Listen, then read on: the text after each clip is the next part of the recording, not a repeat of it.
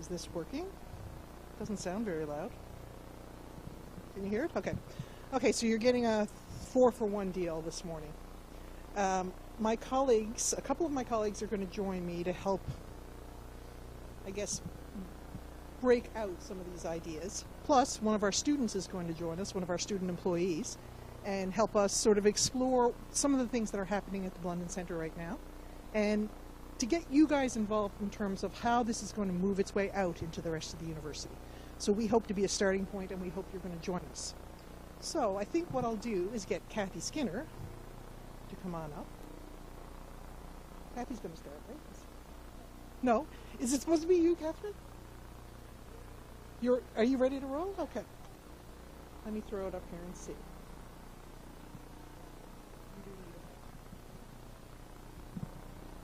Hi everyone. So the goals of this session, we're going to ask you to explore new ways of viewing disability.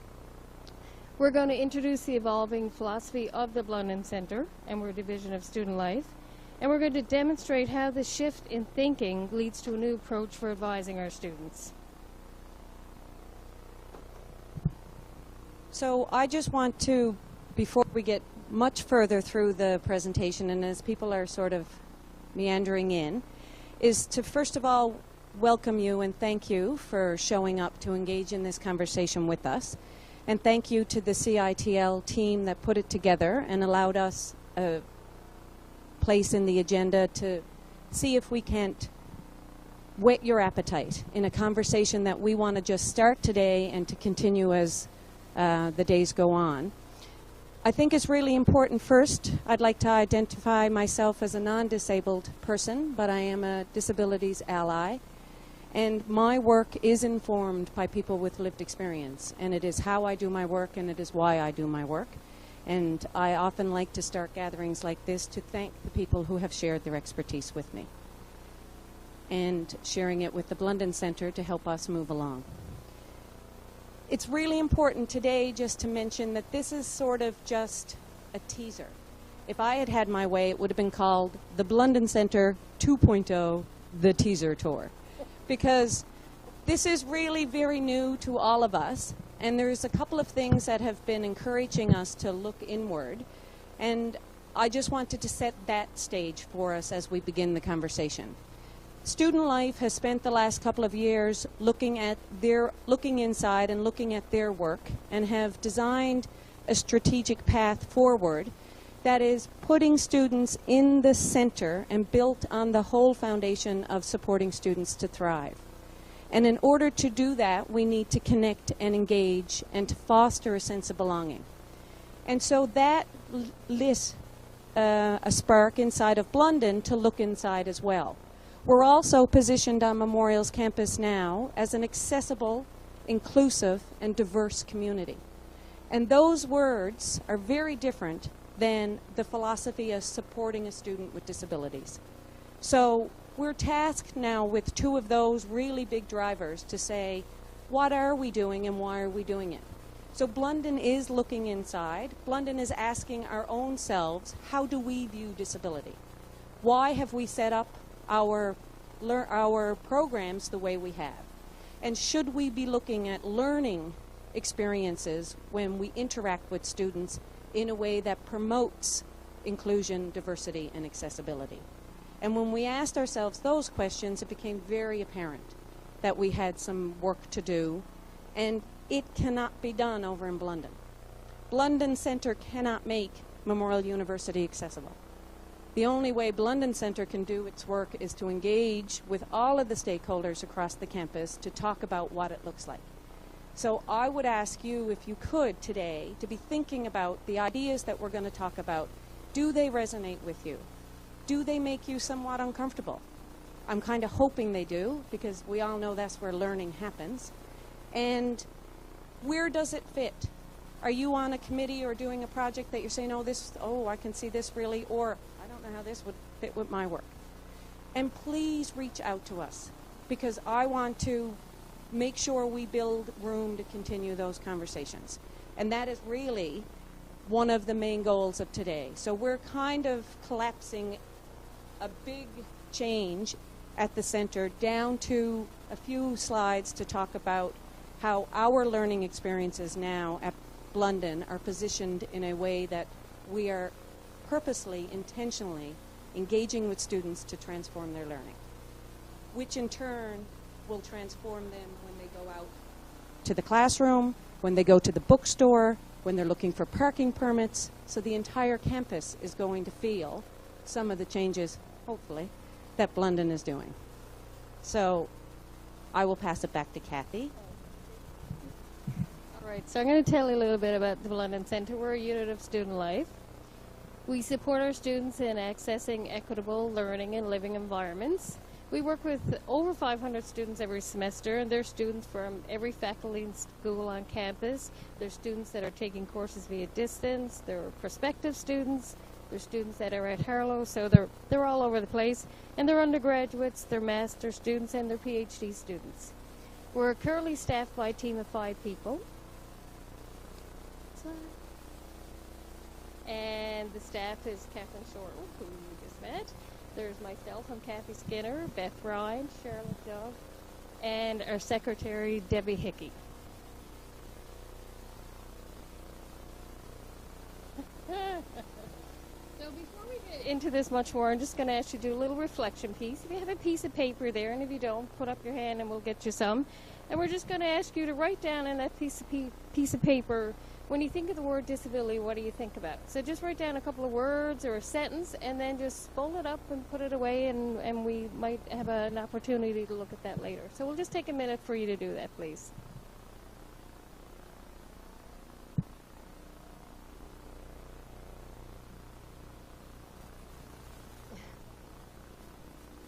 Or take out your cell phones and do it.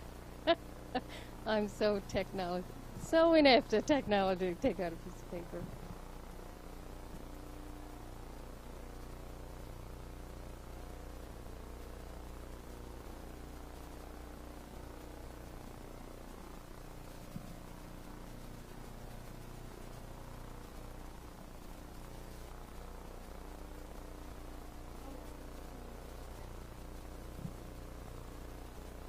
What does disability look like? So we'll talk a little bit about the changing face of the population at the Blundon Centre. When it started in 1992, we started with 32 students. There was supports and accommodations for students before that, but on a much more informal basis. I think there were particular staff, and I think it was student affairs and services that were assisting with accommodations and things like that. But when it officially opened, there was 32 students registered or enrolled with us. In the 1990s, most students identified with mobility and learning disabilities than others. That's what most students were identifying with. Now we're seeing a higher number in a different range of disabilities, so students on the autism spectrum disorder, students with ADHD, and a growing number of students with mental health issues. As you can note, most of these are what we say invisible disabilities. And we also see a growing number of students with chronic health issues. Did you want to talk to that a little bit? Kathy and I were talking about this earlier, just to see a lot of the changes that are happening in the way we look at things. We have students with chronic health problems, things like Crohn's disease, something that will affect them throughout their lives and through every part of the semester.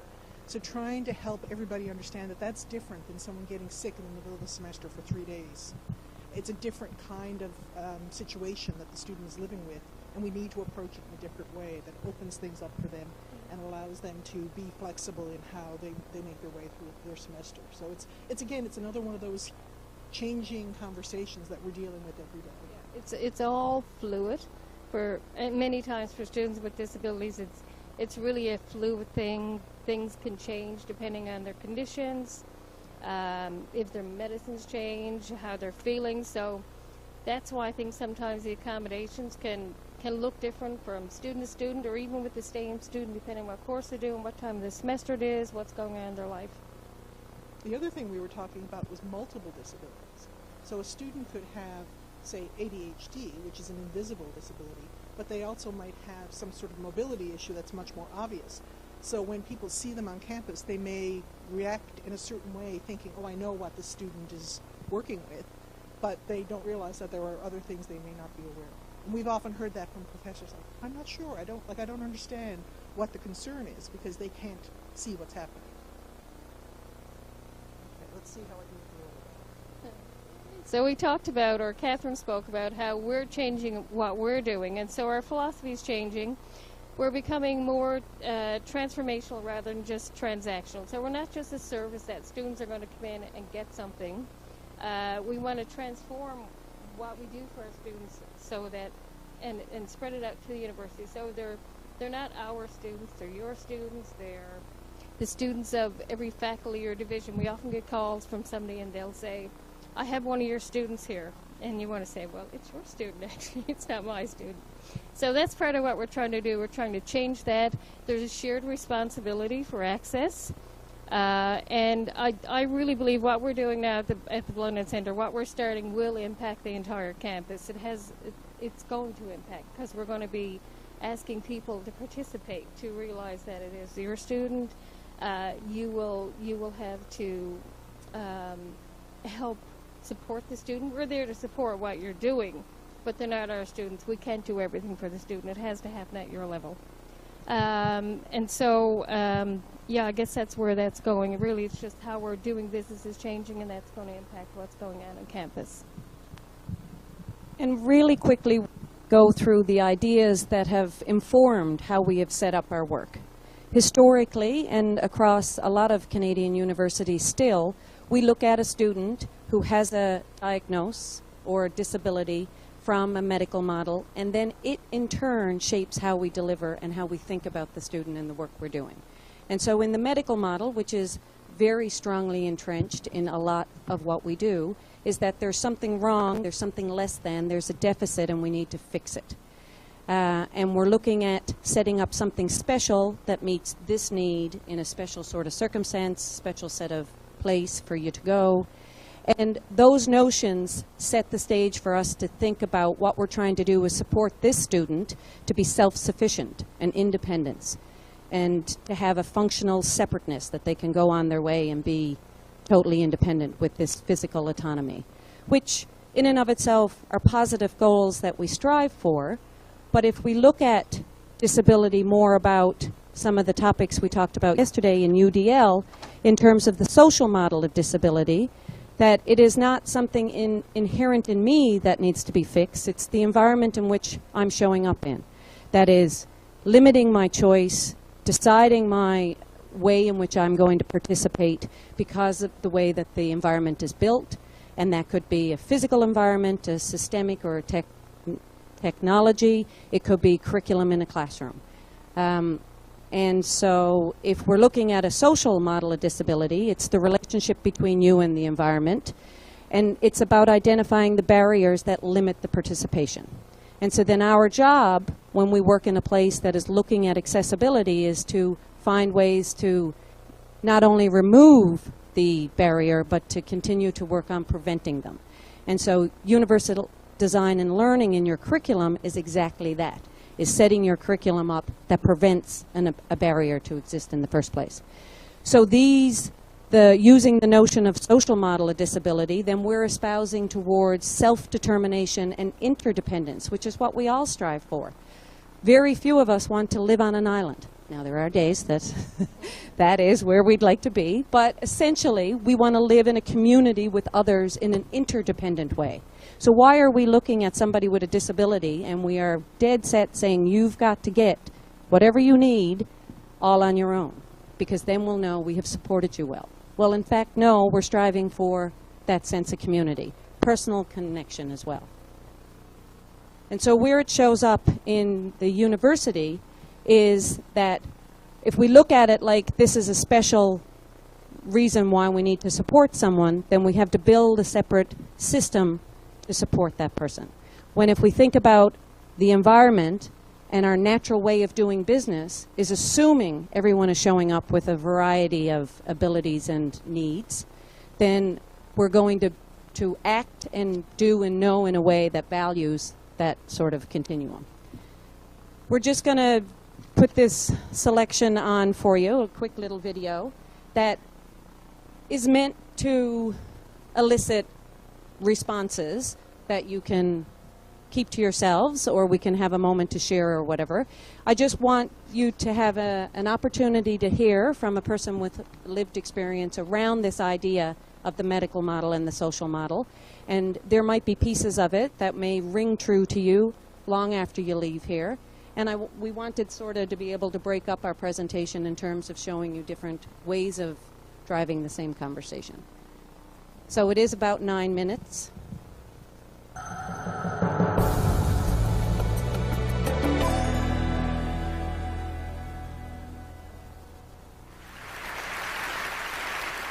I grew up in a very small country town in Victoria. I had a very normal, low-key kind of upbringing. I went to school, I hung out with my friends, I fought with my younger sisters. It's all very normal. And when I was 15, a member of my local community approached my parents and wanted to nominate me for a Community Achievement Award. And my parents said, that's really nice, but there's kind of one glaring problem with that. She hasn't actually achieved anything. Yeah. And they were right, I went to school, I got good marks, I had a very low-key after-school job in my mum's hairdressing salon, and I spent a lot of time watching Buffy the Vampire Slayer and Dawson's Creek. Yeah, I know, what a contradiction. But they were right, I wasn't doing anything that was out of the ordinary at all. I wasn't doing anything that could be considered an achievement if you took disability out of the equation. Years later, I was on my second teaching round in a Melbourne high school, and I was about 20 minutes into a Year 11 legal studies class when this boy put up his hand and said, "Hey miss, when are you going to start doing your speech?" And I said, "What speech?" I'd been talking to them about defamation law for a good 20 minutes. And he said, like your motivational speaking. When people in wheelchairs come to school, they usually say, like, inspirational stuff. Yeah. It's usually in the big hall. And that's when it dawned on me. This kid had only ever experienced disabled people as objects of inspiration. We are not, to this kid, and it's not his fault. I mean, that's true for many of us. For lots of us, disabled people are not our teachers or our doctors or our manicurists. We're not real people. We are there to inspire. And in fact, I'm sitting on this stage looking like I do in this wheelchair, and you are probably kind of expecting me to inspire you, right? Yeah. Well, ladies and gentlemen, I'm afraid I'm going to disappoint you dramatically. I am not here to inspire you. I am here to tell you that we have been lied to about disability. Yeah, we've been sold the lie that disability is a bad thing. Capital B, capital T. It's a bad thing. And to live with disability makes you exceptional. It's not a bad thing. And it doesn't make you exceptional. And in the past few years, we've been able to propagate this lie even further via social media. You may have seen images like this one. The only disability in life is a bad attitude. Or this one. Your excuse is invalid, indeed. Or this one. Before you quit, try. Yeah. These are just a couple of examples, but there are a lot of these images out there. You might have seen the little girl with no hands drawing a picture with a pencil held in her mouth. You might have seen a child running on carbon fibre prosthetic legs. And these images, there are lots of them out there. They are what we call inspiration porn. And I use the term porn deliberately because they objectify one group of people for the benefit of another group of people. So in this case, we're objectifying disabled people for the benefit of non-disabled people. The purpose of these images is to inspire you, to motivate you, so that we can look at them and think, well, however bad my life is, it could be worse. I could be that person. But what if you are that person? I've lost count of the number of times that I've been approached by strangers wanting to tell me that they think I'm brave or inspirational. And this was long before my work had any kind of public profile. They were just kind of congratulating me for managing to get up in the morning and remember my own name. And it is objectifying. These images objectify disabled people for the benefit of non-disabled people. You know, they are there so that you can look at them and think that things aren't so bad for you, to put your worries into perspective. And life as a disabled person is actually somewhat difficult. We do overcome some things. But the things that we're overcoming are not the things that you think they are. They are not things to do with our bodies. I use the term disabled people quite deliberately because I subscribe to what's called the social model of disability, which tells us that we are more disabled by our bodies, the society that we live in rather, than by our bodies and our diagnoses. So I've lived in this body a long time. I'm quite fond of it. It does the things that I need it to do, and I've learnt to use it to the best of its capacity, just as you have. And that's the thing about those kids in those pictures as well. They're not doing anything out of the ordinary. They are just using their bodies to the best of their capacity. So is it really fair to objectify them in the way that we do, to share those images? People, when they say, you know, you're an inspiration, they mean it as a compliment. They mean it as a compliment. And I know why it happens. It's because of the lie. It's because we've been sold this lie that disability makes you exceptional. And it honestly doesn't. And I know what you're thinking. You know, I'm up here bagging out inspiration. You're thinking, geez, Stella, aren't you inspired sometimes by some things? And the thing is, I am.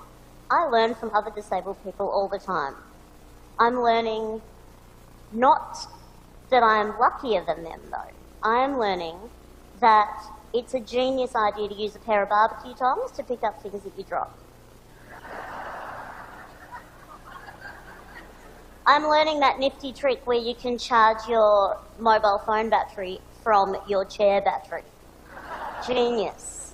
We are learning from each other strength and endurance, not against our bodies and our diagnoses, but against a world that exceptionalizes and objectifies us.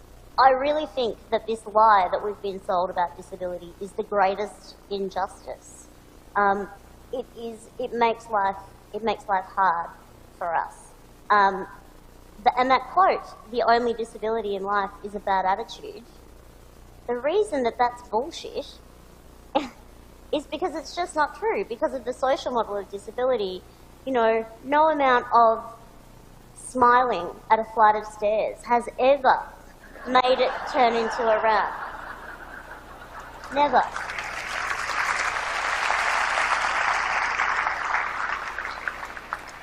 You know, smiling at a television screen isn't going to make closed captions appear for people who are deaf. You know, no amount of standing in the middle of a bookshop and radiating a positive attitude is going to turn all those books into Braille.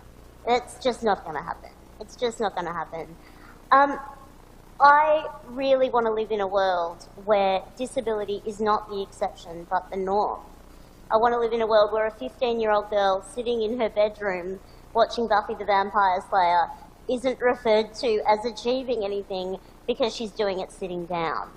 I want to live in a world where we don't have such low expectations of disabled people that we are congratulated for getting out of bed and remembering our own names in the morning. I want to live in a world where we value genuine achievement for disabled people. And I want to live in a world where a kid in year 11 in a Melbourne high school is not one bit surprised that his new teacher is a wheelchair user. Disability doesn't make you exceptional, but questioning what you think you know about it does. Thank you.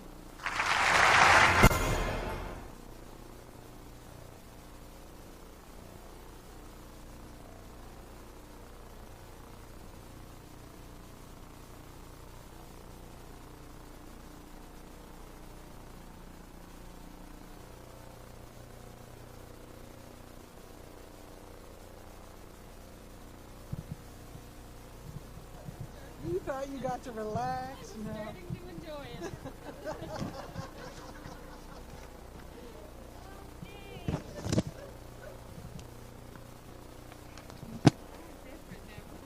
Okay. All right.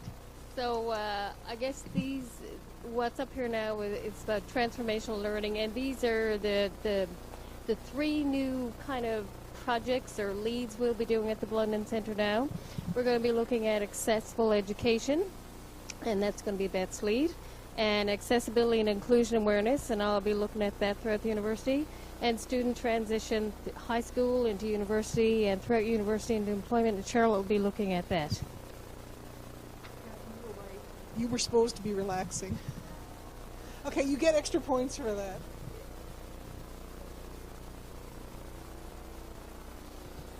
So the role of accessibility advisors is an interesting one because it's kind of a new role. So Kathy was doing a lot of this role before when the Blundon Centre didn't have as many bodies, but now that we've got a full team, we've got Charlotte, Kathy, and I each get to play the role of accessibility advisors, and we get to explore what that role is going to be. So one of the big things is being that entry point. Students come to us, at this time of year we're seeing a lot of students who are still in high school coming to see us because they want to get a sense of what can I expect when I come to Memorial. So that's part of the whole process, is helping students transition into Memorial and feel like there's a place for them and that we are going to help them navigate and figure out what's going to make this experience the most positive one they can have. So the idea is that we're supporting the students in gaining access. So accommodations is part of that piece, but our broader goal, as Catherine and Kathy have both said, is we want to start looking at new ways of thinking about that.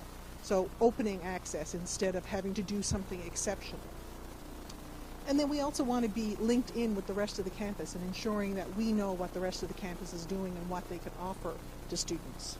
So we want to make sure that we're not doing what we do in a bubble. We want to make sure everybody else can play a role in assisting that student. I think in the Blundon Centre and in many places in universities, advising has often had a transactional role. And that means that you're coming in to do something specific. So the student comes in and is asking for something. The Blundon Centre is being responsive and saying, yeah, how can we help? So the way it has been one-on-one. So a student comes in, what do you specifically need? How can we help you? Accommodations being a huge part of that. In the past, it's been dictated in part by human resources, but thanks to student life expanding us and helping us grow, we now have a team that can actually do additional things. So that's not to say, and I will throw this to Kathy just for a minute, it's not to say that in the past it was having a business room.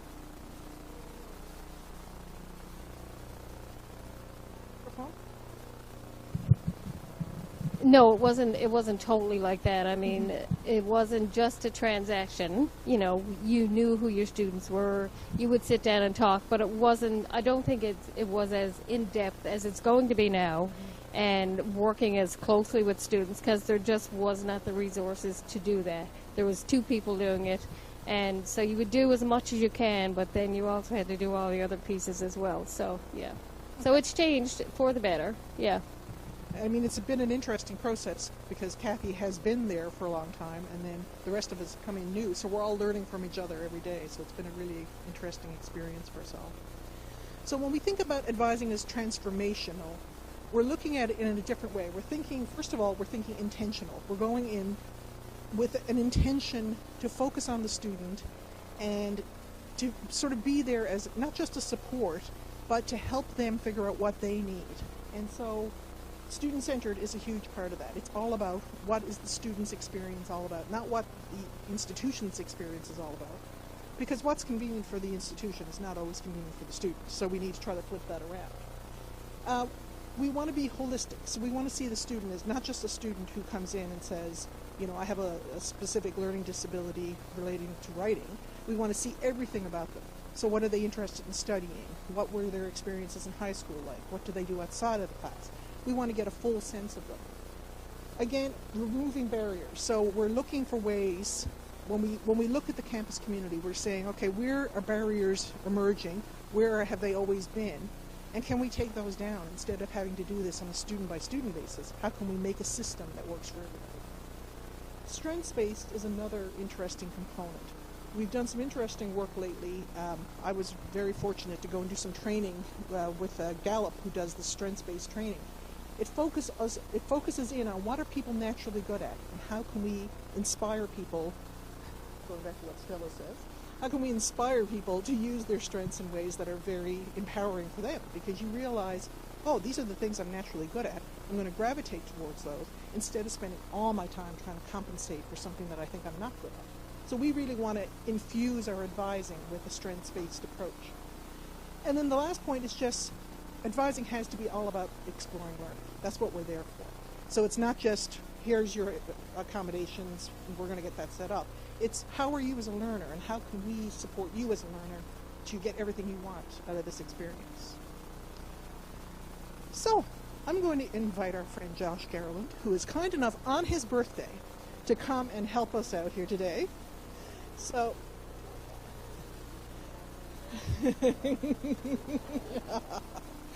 So Josh is a second-year student in Humanities and Social Sciences, but he is also part of the Blundon team. He is a MUSEP student in our office. So what I'm going to do is Josh and I are going to sit down. Do you notice how we brought in the cozy furniture?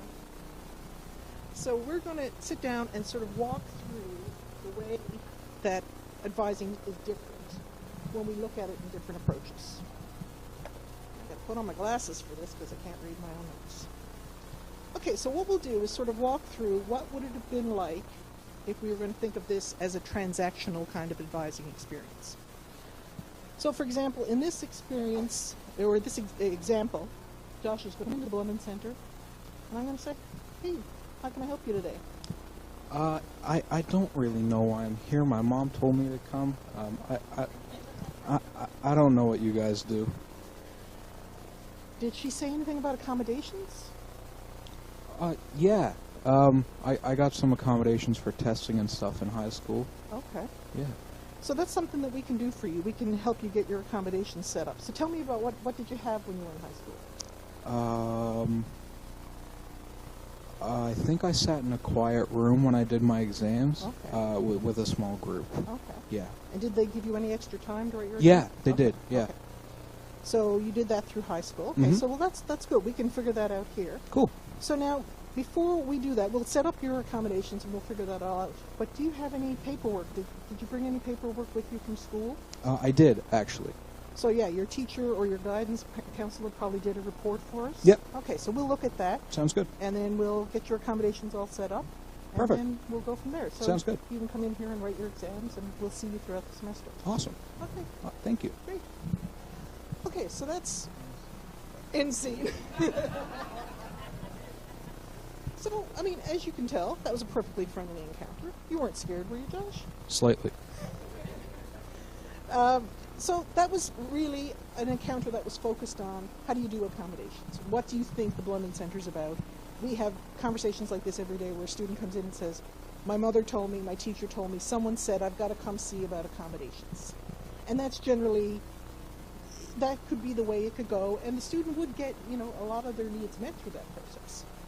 What we're thinking about is how do we expand that process? How do we open it up and create more room for growth for the student, for us, for the university? So Josh and I are going to try out some different approaches. So Josh, welcome to the Blundon Centre. Is this your first time here? It is. I'm not sure why I'm here or what you do, but someone told me I should come here. Okay, great. Well, I'm glad you did come here. So I can tell you a little bit about what we do, and then we can kind of figure out what are some ways we can support you while you're here at Memorial. Okay. How does that sound? Sounds good to me. Okay, great. Okay, so basically our goal is to make sure you have the best experience you can at Memorial. So we're going to work through some ideas and see what would be most helpful. Perfect. Okay, so tell me a bit about you. What made you decide to come to Memorial? It's close to home, so I Okay. can still stay at home with my family and not rack up unreasonable amounts of student debt. Yeah. Yeah, and my parents still cook my meals for me. Can I come live at your house? Maybe. Okay, so when you thought about coming to the university, what were you interested in studying? I thought I wanted to study bio. Yeah, but I'm not too sure really. Okay. Well, what about in high school? What were your favorite things in high school? Definitely not math. Okay. I really liked English though. Okay. And biology. That's interesting. So English, what appeals you about English? I guess I'm just able to be creative and make up different scenarios and make a little world that I want to live in, like Bob Ross does with painting. That's great.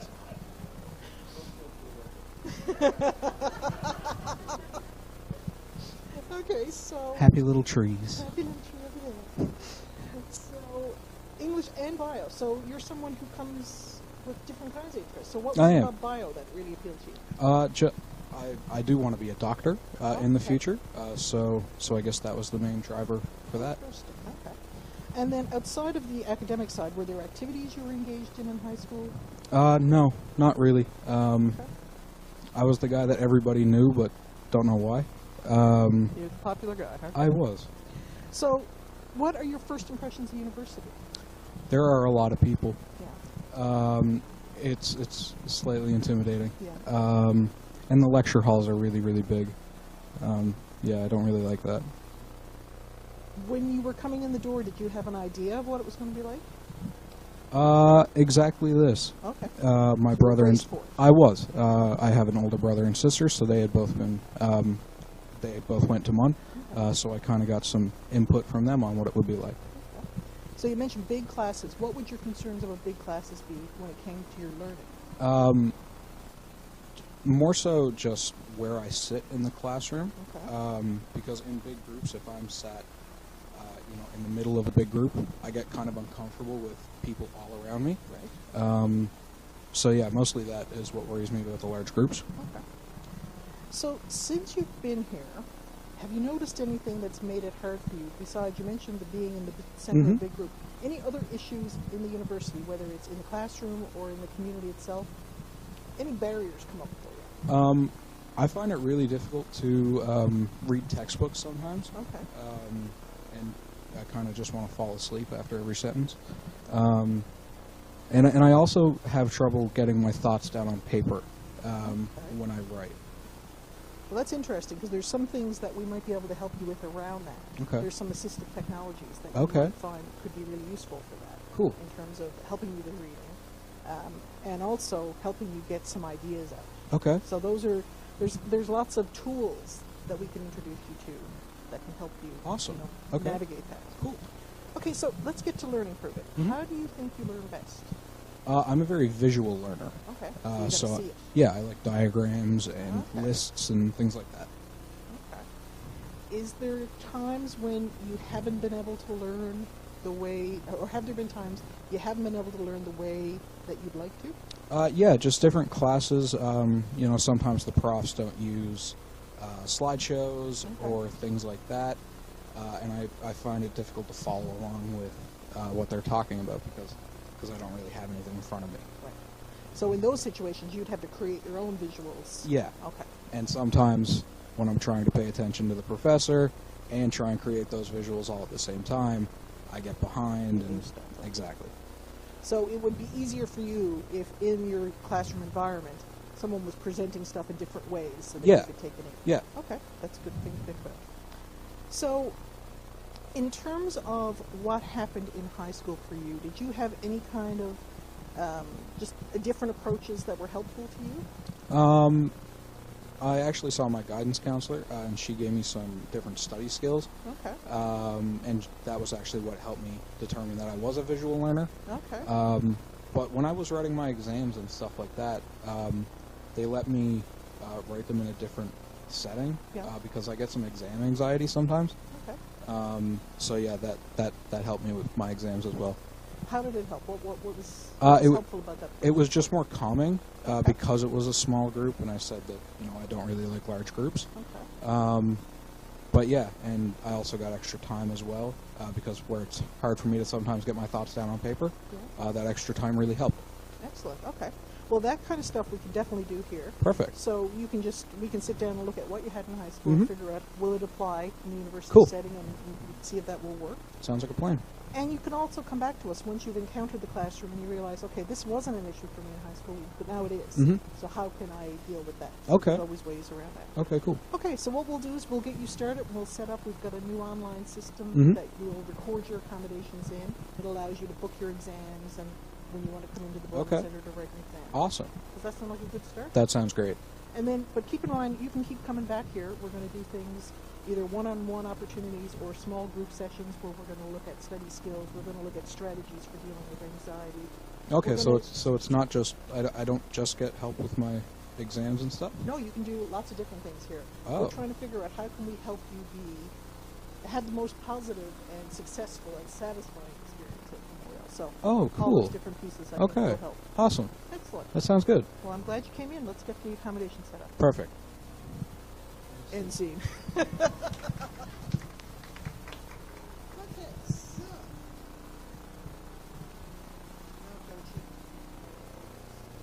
So did you get a sense of how those different approaches came at the advising experience in different ways? Did you notice anything in particular? Or benefits of, I mean, there's probably benefits of each. Kat? Yeah?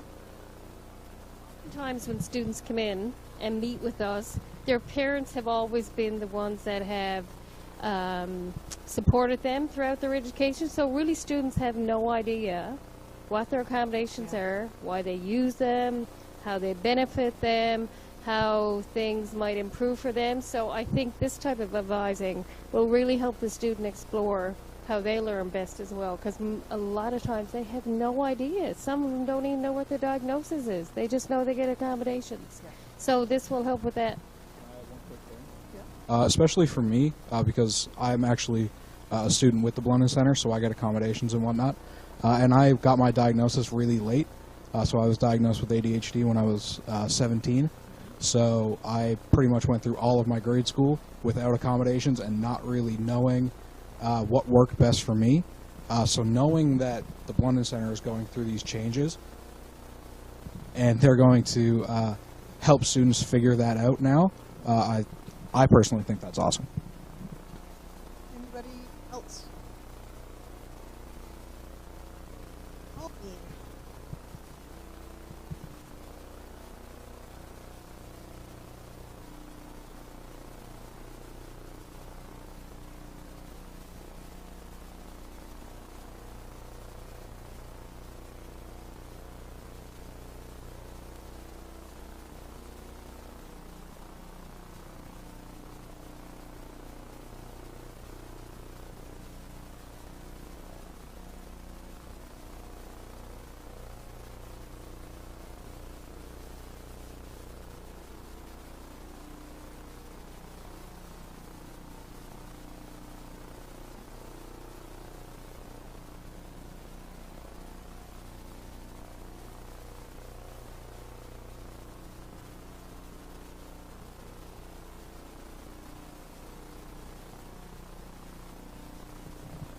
That is a fabulous question.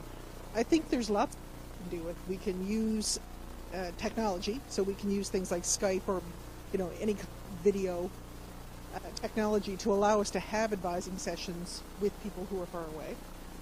And we can also rely on the phone, where we can get a chance to just connect with the person, and so that they understand we're not just here to put the right accommodations in place. We can see them as whole students with all the other things that they need. That's a great idea. And also, to that point, many of the students who take distance courses are students that take on-campus courses as well.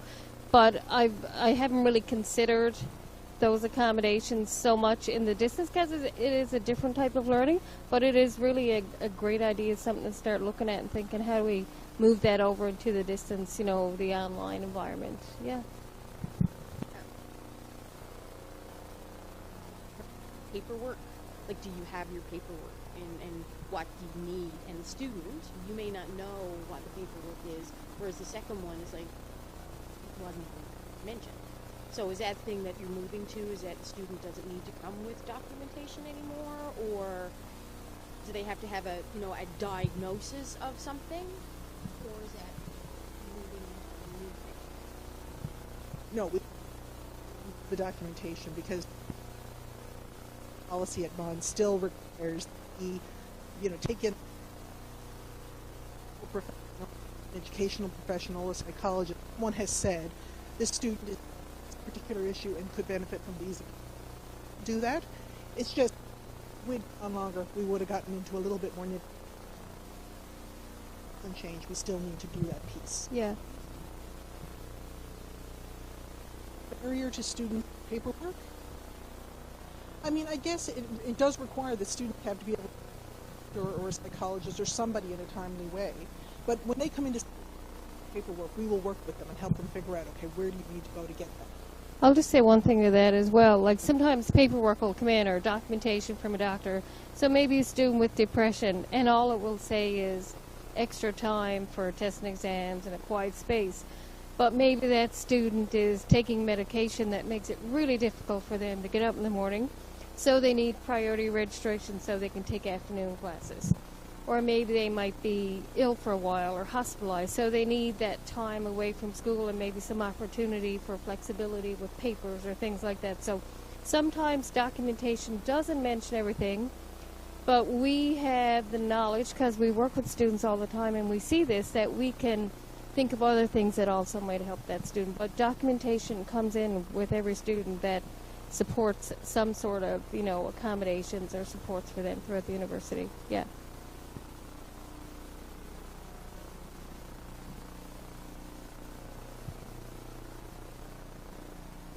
The concern. If a student has a learning disability that was diagnosed, that's not going to change before time, So once they've submitted their documentation, we don't ask them to keep resubmitting. But if someone has something that's a little bit more changeable, a student might be going through test anxiety right now.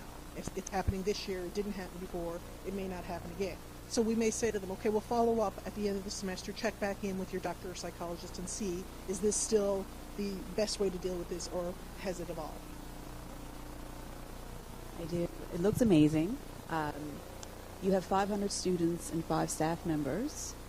Do you anticipate giving this level of counseling to all 500? And how are you going to manage that in a timely fashion?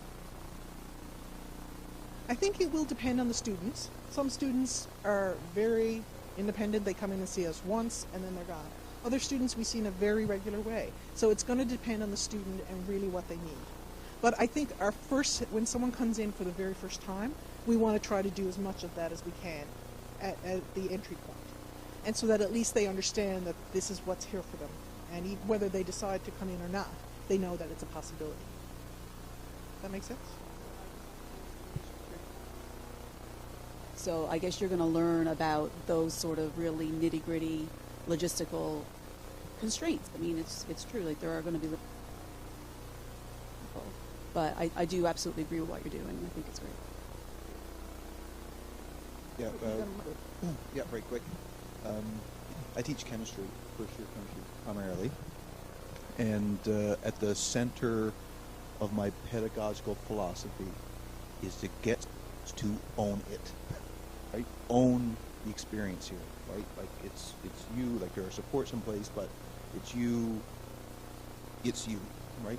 And I know this was just a little stage show, but like that looks very accurate. I'm sure that's what happens. And I'm here because I was sent here.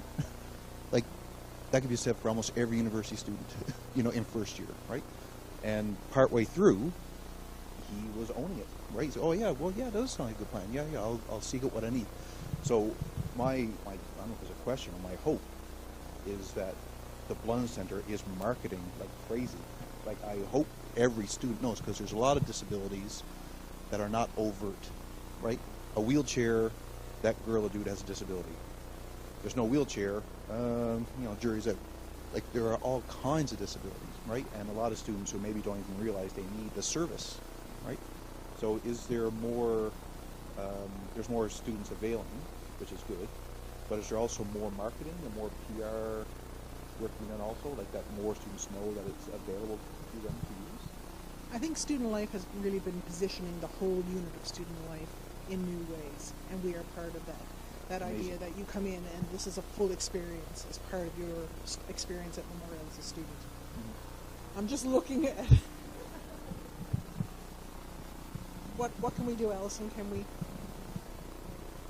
Yeah.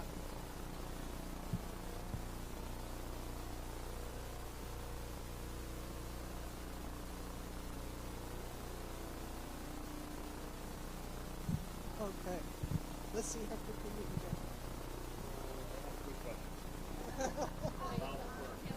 Quick question, Kelly? As a first-year instructor, do I have a role here? What can I do? That's our last slide. We wanted to get a sense of whether or not you all felt that this could filter out from the Blundon Centre out into the broader community. And we definitely feel like faculty have a role here. So sometimes faculty have a role in saying, talk to the Blundon Centre and see if they can help you figure out what's a good learning strategy for you. And it might include accommodations. But even you being the one in the classroom to go, wait a minute, we could do this here. You don't even need to go to the Blundon Centre. We can make this small change that makes this classroom accessible to you or this assignment accessible to you. So I think for faculty members to sort of take advantage of that faculty, academic freedom and say, I get to do what I want to do in my classroom, what's best for my students. And that student here needs this, and I can make this little tweak because it's going to make it a better learning experience for them.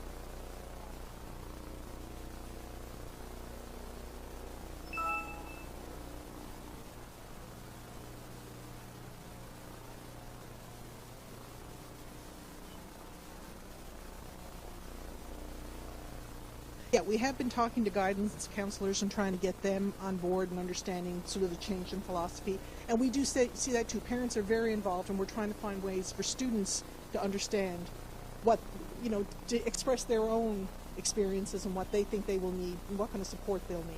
So yeah, anything that parents can do to get their students involved in the process is great. Thank you so much.